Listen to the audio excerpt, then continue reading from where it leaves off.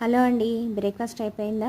ఏం చేశారు? మామూలుగా ఇడ్లీ దోశలేనా, లేకపోతే ఇలా హెల్తీగా ఏమైనా ట్రై చేస్తారా? ఈ రోజైతే నా బ్రేక్ఫాస్ట్ జొన్న జావా.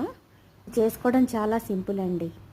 ఇక్కడ నేను 2 టేబుల్ స్పూన్ల జొన్న పిండి తీసుకుంటున్నాను. దీన్ని ఒక గ్లాస్ వాటర్లో వేసుకుని ఉండలు లేకుండా నీట్గా ఇలా కలుపుకోండి. ఇది ఇలా బాగా కలిసేలాగా స్టవ్ వెలిగించి ఒక గిన్నె పెట్టుకుని ఒక గ్లాస్ వాటర్ వేసుకుని బాగా మరగనివ్వండి.